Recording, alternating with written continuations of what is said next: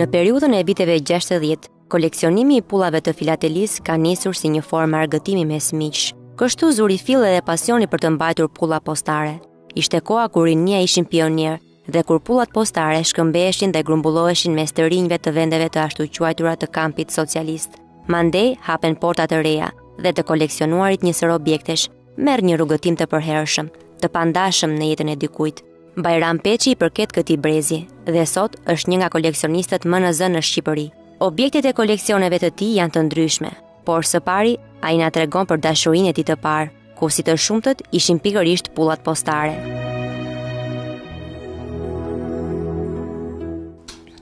Zoti Bajram, po më thoni që fillesat tuaja të koleksionimit ka qenë pikërisht filatelia, sikurse edhe miqtë tuaj të tjerë. Si nisi gjithçka? Është grupi më i madh i koleksionistëve që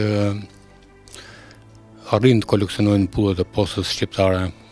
Është ndër më të vjetrat të përhapura në shumicë. Koleksionistë më parë ka patur, por i përkisnin një shtrese të kufizuar të shoqërisë. Për shembull, koleksionistë e pikturës ose veprave të artit gjithmonë kanë ekzistuar, por ky ka qenë atribut vetëm i njerëzve të pasur, ndërsa pulla postare për thjeshtësinë që ka, meqense arrin të merret me paratë e xhepit pa shpenzime, përfshiu si hobi një shumicë të madhe popullsisë. Sot numërohen diku në botë ka rreth 150 milion koleksionistë të pullës postare. Ka filluar koleksioni i pullës postare që pas emëtimeve tyre të para në 1840-ën, por fundi i shekullit të 19 gjeti në Evropë për krahas së shumë të mëdhenj nëpër familjet kryesisht të Evropës qendrore dhe perëndimore për të marrë me filateli. Nga kjo kohë ka filluar dhe në Shqipëri. Natyrisht shqiptarët kanë filluar të koleksionojnë pullën postare nga 1913, kur ajo arriti të emëtohej për herë të parë, por edhe më shpejt për shkak të kapitulacioneve, është një term juridik që Evropa mbas paqes Shën Stefanit i caktoi Perandorisë Otomane, i dha të drejtën shteteve fqinje që të hapnin shërbime postare në territore shqiptare. Kështu që në Shqipëri kanë qarkulluar karta postare dhe pulla postare të Austro-Hungarisë edhe të Italisë, disa prej të cilave mund t'i shikoni. Këto janë të parat emëtime që kanë qarkulluar në Shqipëri. Janë karta postare italiane të mbishtypura Albania, të mbishtypura Skutari dhe Albania, të mbishtypura Durazzo Valona. Këto prodhoshen në Itali. Ishin pjesë e emëtimeve italiane, por që ata kishte të drejtë t'i përdornin në territoret shqiptare. Këtu fillon dhe koleksionimi i parë i objekteve filatelike në Shqipëri nga paraardhësit tanë, për të cilëve ne kemi këto që i mbajmë dhe i ruajmë. Ndërsa fëmijëria natyrisht dihet që është fillimi i çdo koleksionistin në Shqipëri. Në vitet 60 është koha kur gjitha ajo shtresa e madhe e qytetarëve shqiptarë që i kanë mbajtur pullat e postës, vitet 60 i kanë gjetur fëmijë. Por nuk është se koha e grumbullimit të pullave këta i bëri filatelist. Filatelist që të bëhesh pastaj kërkon një varg dijesh dhe njohurish, të cilat lidhen me koleksionimin kronologjik të pullës postare dhe atë tematik të pullës postare, të cilat të ndryshojnë nga njëra tjetra dhe janë të ndryshëm edhe në botë edhe në Shqipëri. Këtu tek ne jo se janë shumë koleksionistë, por ata që janë, domthonë e nderojnë vendin sepse vijnë me objekte postare që vijnë nga emra të shquar që kanë themeluar filatelinë shqiptare dhe që kanë dhënë ndihmën e tyre në emëtime. Emri më i shquar i njeriu që ka hedhur hapat e para për themelimin e filatelisë shqiptare është ish ministri i parë i postave shqiptare Lef Nosi dhe disa të tjerë, të cilët kishin punuar në funksione të rëndësishme në Perandorinë Otomane. Njëri prej tyre, madje Sadik Tirana, që ka qenë drejtori i postës së Shkodrës, një kohë gjatë ka qenë drejtori i postave në Parlamentin turk. Sipas Bajramit, për të bërë një koleksionist, duhet mos të kapërcehet ajo që quhet koha e grumbullimit dhe futja e vetes në veçoritë specifike të njohjes së objektit. Bashkë me koleksionin e tij, ai mbart edhe dijet mbi historikun e fushave të koleksionimit.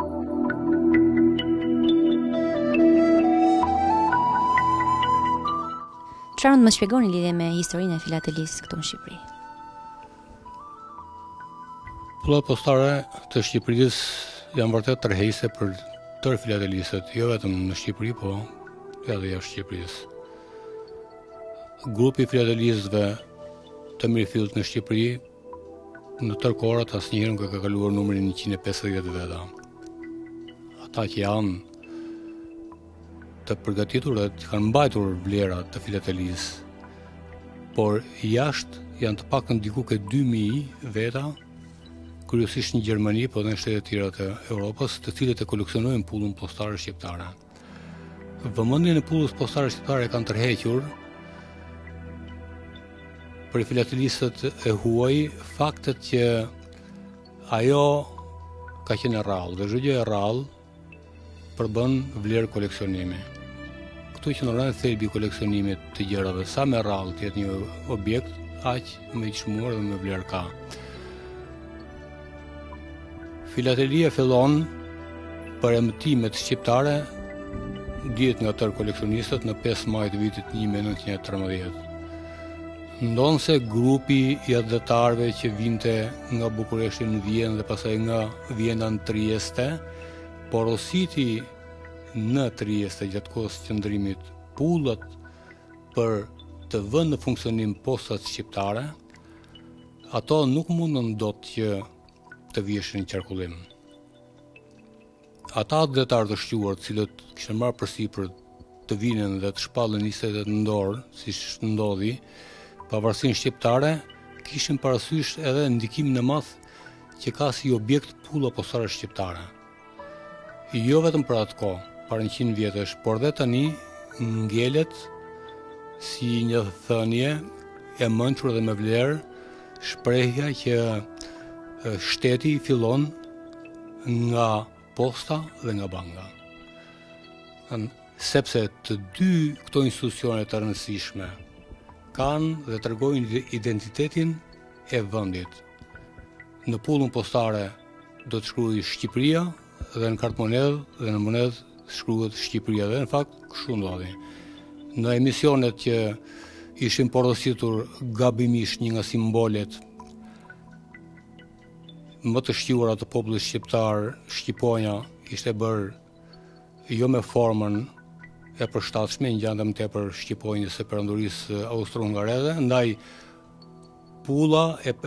sasia pullave e prodhuar në Itali për të mbritur në Shqipëri nuk u vënë qarkullim sepse nuk përmbante të tërë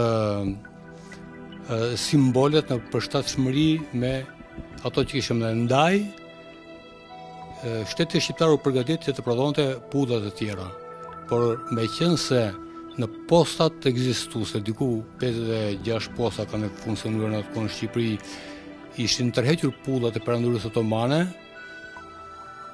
dhe po fillonte përgatitja për mbishtypjen e këtyre pullave, derisa ato të viheshin në qarkullim në muajin qershor, në muajin maj dhe deri nga mesi i qershorit, janë përdorur ato që kanë statusin e pullës parë dhe dytë të Shqipërisë, disa zarfa mbi të cilat u vendos një vulë rrethore metalike 35 mm, Ministria e Postë Telegraf Telefoneve. Ato konsiderohen si të parat emtime të pullës postare shqiptare. Pjesa e koleksioneve fillestare të filatelisë kanë qenë në prag të pavarësisë. Fillimet e emetimit të emisioneve shqiptare kanë qenë dhe vazhdojnë të jenë edhe ato objekte postare që kanë qarkulluar në periudhën e Perandorisë Otomane. Pavarësisht se vendi sundohej nga otomanët, postat e qyteteve mbartnin vula me emrat e qyteteve shqiptare.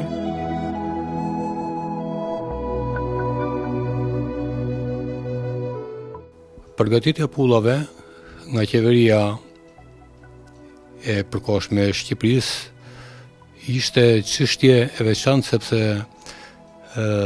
në rrethanat kur arka e shtetit kishte nevojë që të mbante shtetin e ri shqiptar për pagesat e administratës së re të krijuar, të gjandarmerisë sapo formuar dhe të veprimtarive të tjera të cilët lidheshin edhe me mbrojtjen e territoreve të shtetit të ri shqiptar në kushtet e fillimit të luftës parë ballkanike, interesonte të fillonte të bënte qarkullimin e pullave postare dhe për efekt të vjeljes së vlerave monetare. Ndaj tërë pullat e postave turke që ndodheshin në postat shqiptare u morën nga ministri i postave Lefnosi dhe u mbishtypën me një vulë të posaçme që mbarte një simbol të shtetit dhe të popullit ton, të shtetit ton të ri dhe të popullit ton Shqiponjën 2 krenore, dhe poshtë saj mbi shkrimin Shqipnia, të cilat janë këto pulla që përbëjnë edhe vlerën më të rrallë filatelike të filatelisë shqiptare. Dita e Pavarësisë shënjon një datë historike teje të shtrenjtë për Kosovën, datë e cila do të stampojë edhe në pullat e postës. Bajrami nuk ka munguar në emetimin e emisionit të parë filatelik të shtetit kosovar. Dua të bëj ilustrimin e veçantë të një emisioni të pullës parë, të pullës postare të Kosovës. Bëhet fjalë për emisionin që ka dalë me rastin e shpalljes pavarësisë Kosovës. Ditë e shënuar për popullin kosovar. Natyrisht që ditë shumë e shënuar, ne patëm fatin që të shkojmë një grup punonjësish nga qendra e punës, të marrim pjesë në këtë ceremoni festive dhe të marrim edhe emisionet e para. Emisioni i pavarësisë Kosovës përfaqësohet nga 2 pulla postare të vlerës 20-70 cent të bllokut të saj përkujtimor dhe të zarfit të ditës parë dhe të kartës postare. Mbartin në flamurin kosovar kanë sisteme sapo shoh. Ka qenë nga botimet e para ku flamuri kosovar zë vend ke karta postare.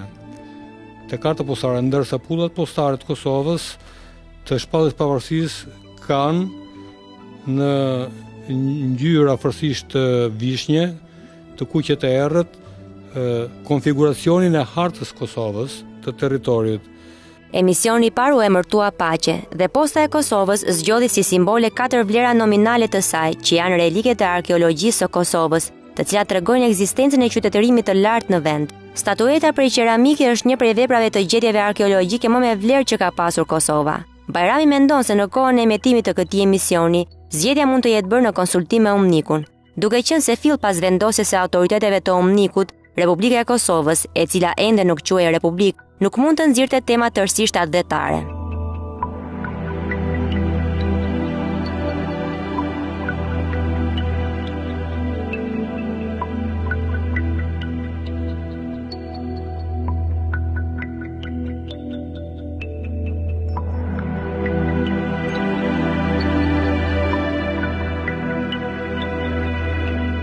Urdhrat dhe medaljet shpalosin derin e një kombi, nxjerrin në pamundin dhe vlerat e individëve të veçantë në kontributet që i japin shoqërisë. Të tilla vlera kanë tërhequr dhe vëmendjen e Bajramit, i cili disponon një koleksion të larmishëm të medaljeve dhe urdhrave shqiptare.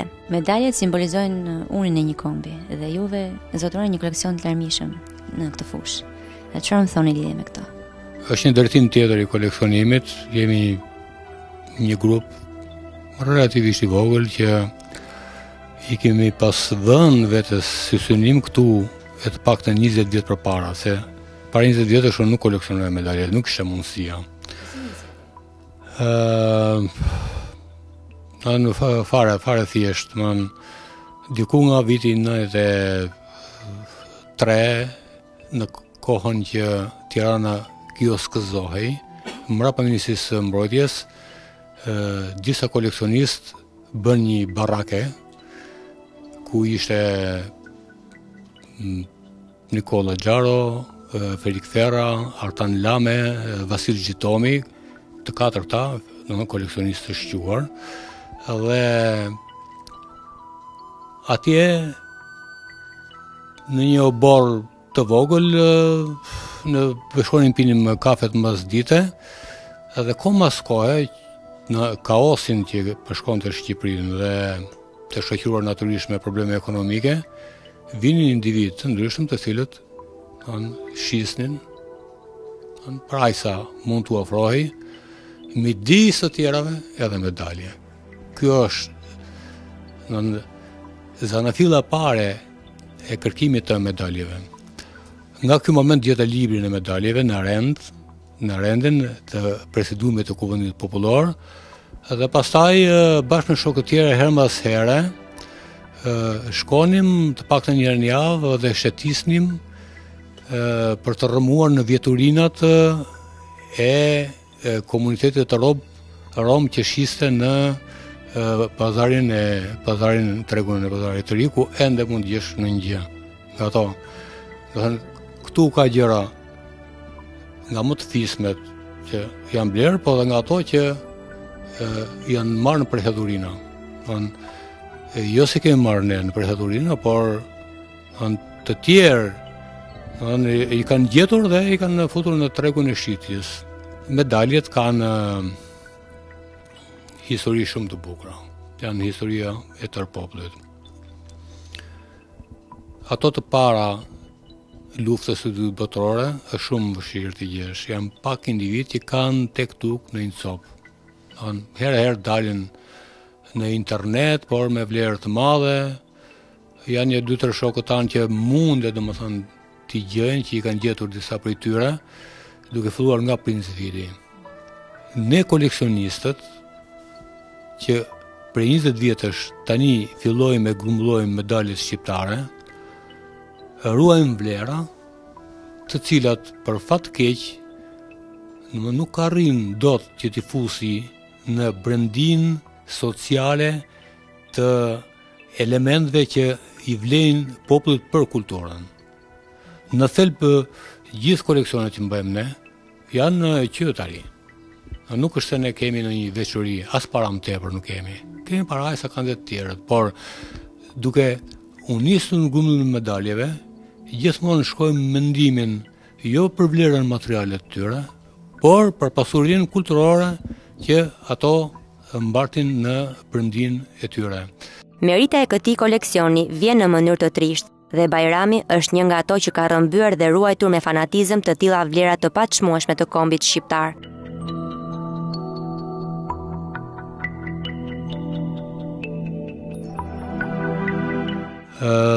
Për shkak të pakujdesisë së institucioneve tona, ne sot nuk kemi arritur të kultivojmë, të fusim në veprimtarinë e punonjësve që kanë detyrimin krijimin e muzeve dhe ruajtjen e tërë emëtimeve të tërë institucioneve.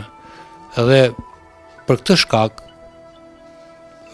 ajo që quhet Presidiumi i Kuvendit Popullor, që sot është presidenca, nuk ruan emëtimet e saj, kështu ata nuk i kanë emëtimet e qeverive të mëparshme që janë bërë, sepse për Enver Hoxhën historia filloi nga 1945, pra nuk kanë as emëtimet e vitit, as emëtimet e zogut.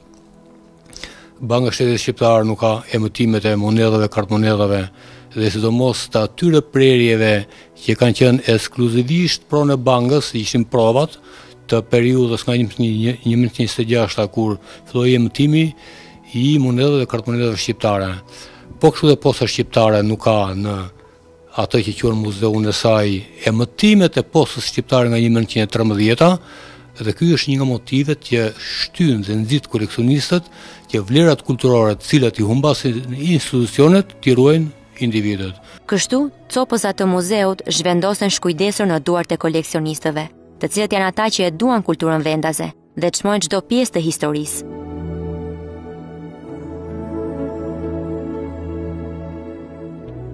Kjo është çfarë shihni ju këtu, është gjithë pasuria në thonjza e emëtimeve që ka bërë presidiumi i Kuvendit Popullor dhe më pas presidenca nga viti 1945 e deri në vitin 2010.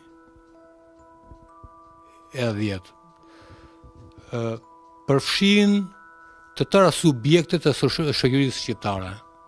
Të fillojmë të shpjegojmë me radhë që janë, çfarë bëjnë. Kjo që kam në dorë është heroi i popullit.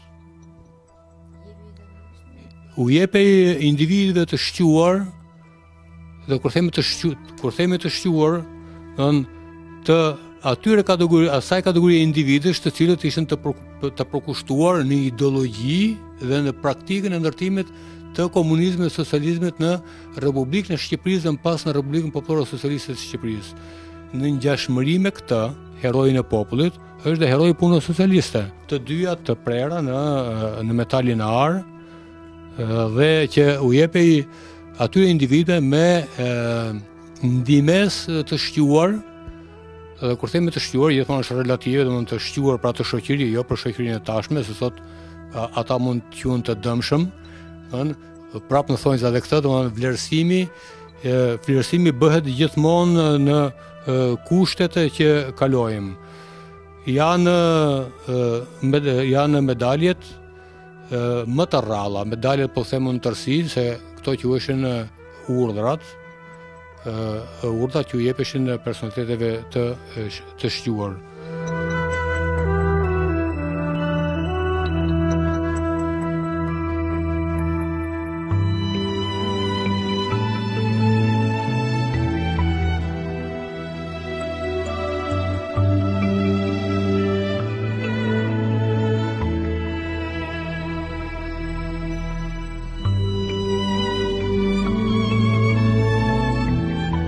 Në medaljet në radhë të shquara, të cilat kanë qenë të rralla dhe u është dhënë pak njerëzve, ka qenë edhe urdhri i Skënderbeut. Ka patur 3 klasë, të klasit parë, klasit 2, klasit 3. Kjo që shohim këtu të ilustruar është urdhri i Skënderbeut të klasit parë. Çfarë figure ka në përmbajtje? Klasi parë, siç shikohet, është ndërtuar në 2 platforma. Platforma e parë ka statujën e Skënderbeut, por jo kjo e Odise Paskalit, ka qenë një tjetër variant më përpara, e vendosur në një yll 5 cepësh, pra i kombinuar me ndërtimin e komunizmit, dhe e gjithë kjo një platformë që ndonjë një platformë të dytë me 8 cepa, që ka qenë përgjithsisht tipar i medaljeve me 8 cepa, i medaljeve të Evropës Perëndimore.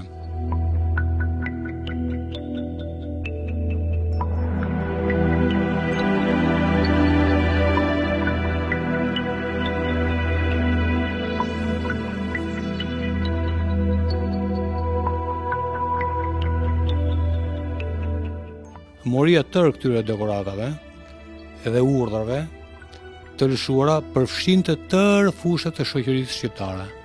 Pra kishte medaljet veçanta të klasit parë, klasit 2, klasit 3, që fillonin për punëtorët, që ishin urdhrat e punës, për mësuesit, mësuesi i popullit dhe mësuesi i merituar, për artistët, artisti i popullit, artist i merituar, për punonjësit të bujqësisë, për minatorët, për usharakët, për çdo shtresë dhe profesion në shoqërinë shqiptare ka patur urdhra dhe medalje të veçanta, të cilat ndodhen këtu.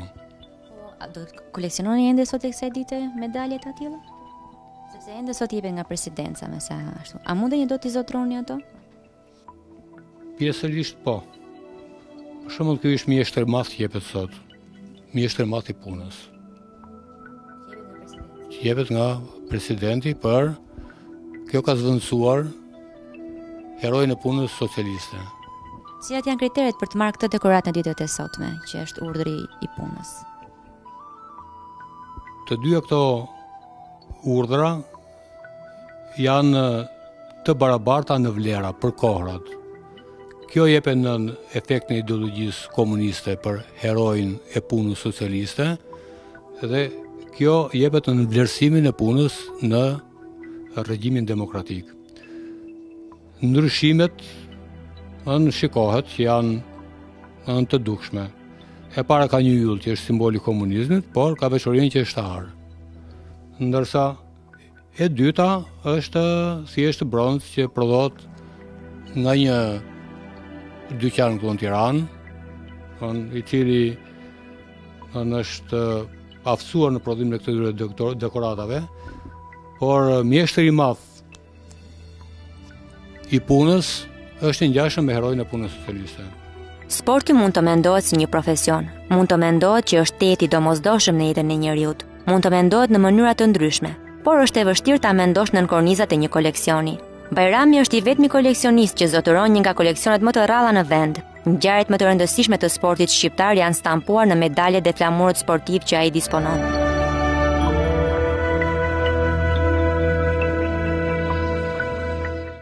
Zoti Bajram, një tjetër koleksion juaj janë dhe flamurët sportiv, i veçantë llojin e tij dhe ndoshta edhe unik në Shqipëri. Si nisi që dhe koleksionuat pikërisht flamurët shqiptar, të sportit shqiptar? Në të vërtetë nuk kam filluar me flamurët, kam filluar me stemat sportive dhe medaljet sportive.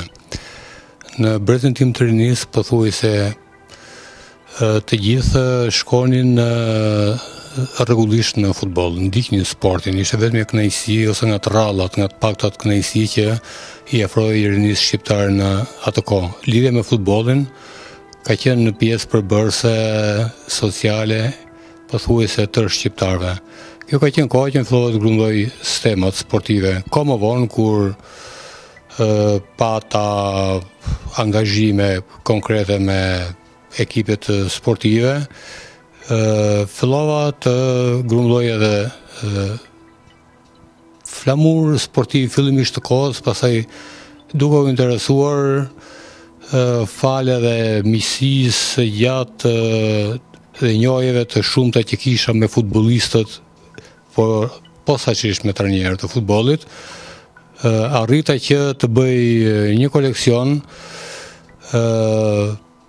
i marrë, i grumbulluar me mundim të madh, është një sasi flamurësh, të cilët nuk kanë flamurë dekorativ.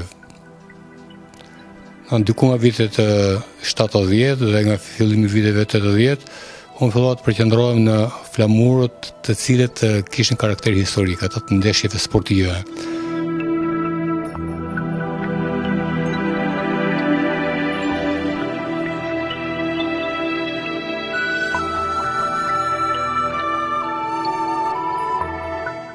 Pjesë e koleksionit janë edhe medaljet sportive. Sporti i mirëfill në Shqipëri filloi të vijë re diku nga vitet 1927-1928 dhe medaljet e para të emëtuar i përkasin kësaj periudhe. Para shërimit renditen në 7 kampionate kombëtare të futbollit, por ndërkohë kanë qenë 10 atletikës. Këto janë medaljet që janë dhënë në atë kohë.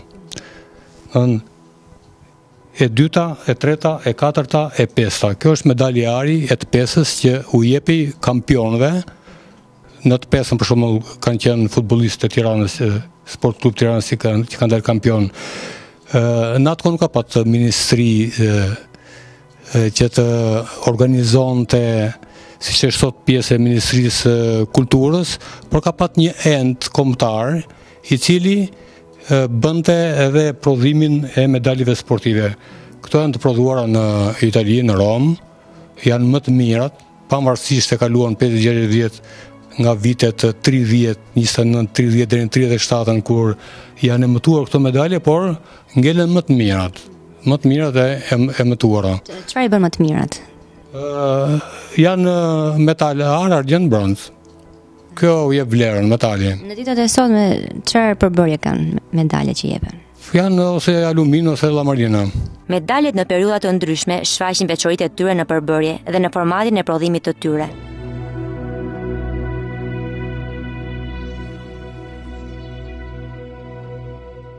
Veçoria e medaljeve qëndron edhe tek pas shërimit. Ato që pam ishin të para shërimit, pas luftës së dytë botërore në 46-ën, deri nga vitet 74-75 është përdorur për kampionin, është përdorur kjo medalje, e cila si shihet bie cilësisht në raport me medaljet që janë dhënë para shërimit. Dhe pastaj kjo medalje kampioni në vitet 80 u zvendësua me një medalje alumini, e cila ka vazhduar deri në fund të viteve 90. Edhe kampioni që merr medalje sot nuk është se ka arritur të marrë një medalje metal që të ketë vlerën e tyre të parë të shërimit.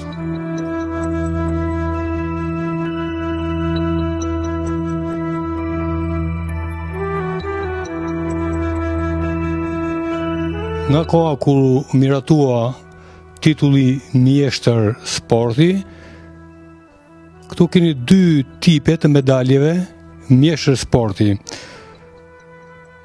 Një variant ka zgjatur 10 vjet, e pastaj varianti tjetër që ka zgjatur edhe ky mbi 15 vjet.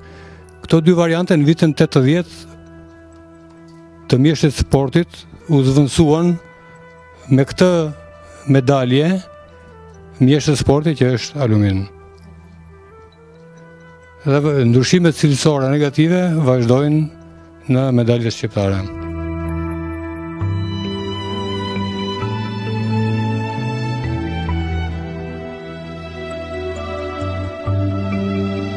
Është flamuri më i vjetër sportiv që kam në koleksionin tim, përket datës 30 prill 1933, për takimin e vlefshëm për kampionatën e 4 kombëtar.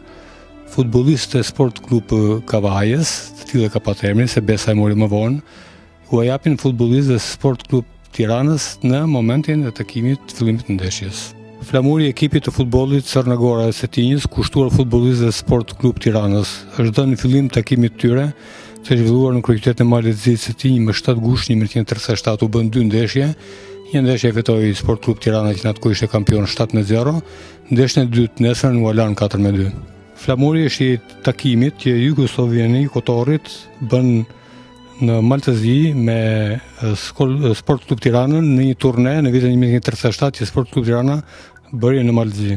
Iraklis i Kavajës, kuadër futbolli, bëri një turne ku takua me Skënderbeun e Korçës edhe me Sport Klub Tiranën.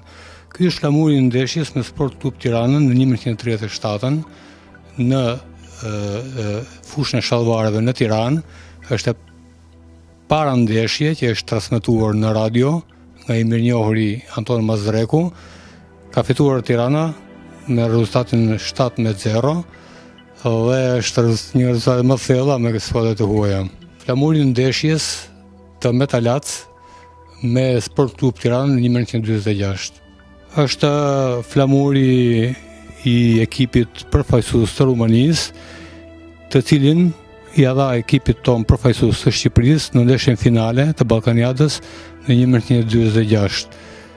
Në këtë ndeshje, me gol të Elitit, Shqipëria u shpall kampion e Ballkanit. Takimi i ndeshjes Bullgari-Shqipëri në Sofia në 1947. Flamuri i ndeshjes Hungari-Shqipëri përfaqësuese në Budapest në gusht 1947. Si dori kjo ndeshje? 3-0 për Hungarinë. Flamur sportiv i vitit 1948. I është dhënë për stafetën e sqarimit. Nisën në dorë. Ky është flamuri i ndeshjes Rumani-Shqipëri. Është takimi i parë që Shqipëria barazon jashtë vendit në Bukuresht në 29 nëntor 1949 me rezultatin 0-0. Është flamuri i ndeshjes Shqipëri-Poloni. Është luajtur në Tiranë në 1 maj 1950. Rezultati 0-0. Për Bajramin e rëndësishme për të kuptuar është se të koleksionuarit është kulturë, një nevojë e brendshme shpirtërore e individit, që pavarësisht profesionit, arsimit dhe pasurisë, zgjedh të koleksionojë librin bukinistik, pikturën, pullën postare, monedat dhe kartmonedat, medaljet dhe shumë të tjera. Duket se të koleksionuarit të përcjell në një botë tjetër, në kohë të periudhave historike të hershme, të mban gjallë kujtimet. Për Bajramin janë një arratisje nga ngarkesat dhe lodhet në punë, nga andrallat e jetës së përditshme, nga helmet që shpërndan qyteti, sidomos metropoli. Familja ka qenë dhe është pjesë e pandërprerë e shijeve në objektet që ai koleksionon. Shumica e miqve të tij ndajnë të njëjtin pasion me të. Shoqata e koleksionistëve është ajo çfarë prej kohësh dëshmon vlerat e koleksionimit. Është edhe shoqata e koleksionistëve. Ndër të tjera ju jeni kryetari i saj. Çfarë më thoni, si funksionon kjo shoqatë në këtë vend, në vendin tonë? Është shoqata më e vjetër në Shqipëri. Zana fillën e ka në vitin 1947 në Shkodër. 2 vjet më vonë u ngrit në Korçë. Një 4-5 vjet më vonë në Tiranë. 3 shoqata kanë jetuar tërë kohën pa humbur asnjëherë vlerat në Shqipëri, e Shkodrës, e Korçës dhe e Tiranës. Këto lejoheshin brenda atyre hapësirave politike të kohës natyrisht kufizuara. Por parreshtur gjithë ajo plejadë koleksionistësh, veçanërisht filatelistë të Shkodrës e të Korçës, bënin ekspozita filatelike. Herë natyrisht ato merren në karakter politik, por kjo nuk do të thotë se këta si më thënë ishin politizuar. Në pjesa e pullave që përfaqësonte plakat politik, jo ato me Enver Hoxhën, jo me ndërtimin e socializmit, ishin një pjesë e parëndësishme në ato çka ekspozonin në koleksionistët tanë. Koleksionistët të vërtet të shquar, nga cilët ne kemi koleksionet tona sot. Ka një numër të konzervueshëm ku grupin më të madh e bëjnë filatelistët. Pastaj ka një grup mjaft të mirë të numizmatëve, të cilët kanë lindur dhe janë formuar posaçërisht mbas viteve 90. Se para viteve 90 nuk ishin mundësitë që koleksionistët merreshin me monedhat dhe kartmonedhat, si ato të lashësisë edhe emëtimet e kohës të rejat. Grupet e tjera të koleksionistëve, që janë ata të pikturës, ku në Tiranë janë të paktën mbi 10 koleksionistë shumë të mirë, u formuan edhe këta mbas viteve 90, ku ekzistoi mundësia që një pjesë të anës materiale ta shpenzonin për ta. Ka një shprehje që filatelia mund të bëhet me monedhat e xhepit, ndërsa piktura do kulet, edhe numizmatika gjithashtu do kulet, por këto kanë zënë vend tani dhe në pjesë e shoqatës të koleksionistëve. Shoqata jonë ndodhet para një problemi vërtet jashtëzakonisht të rëndësishëm. Kemi disa herë që i drejtohemi Ministrisë Kulturës, Ministrisë Inovacionit, ish Ministrisë Transporteve që ka pasmuluar postën, që me rastin e 100 vjetorit pavarësisë, me qenë se shoqata ka marrë vendimin që të bëjë një ekspozitë filatelike, që s'ka asnjë ngjashmëri me ekspozitën që mund të bëjë posta shqiptare, kërkojmë që të na ndihmojmë të marrim stende ekspozimi. Për fat keq, Shqipëria është i vetmi vend në rajon e Megjera që nuk disponon se stende ekspozimi. Asnjë institucion, as Ministria e Kulturës, as një ministri tjetër dhe asnjë ndërmarrje, si Galeria e Artave apo Muzeu Kombëtar e të tjera, nuk disponojnë stenda horizontale të cilat të bëjnë të përshtatshme për ekspozim. Nuk na kanë kthyer përgjigje, bëjnë shurdhin, është një qëndrim i habitshëm, ndaj ne ngelemi vetëm me organizimin e ekspozitave që i vëmë në shërbim të masës së gjerë, të atyre që kanë interes dhe i kuptojnë me mjete rrethanore. Vështirësitë nuk kanë të rreshtur dhe pozicioni i njeriut nuk mund të jetë gjithnjë pasiv, gjithnjë indiferent ndaj vlerave, të cilat thjesht janë të vyera, thjesht e veshin një komb me mantelin e krenarisë.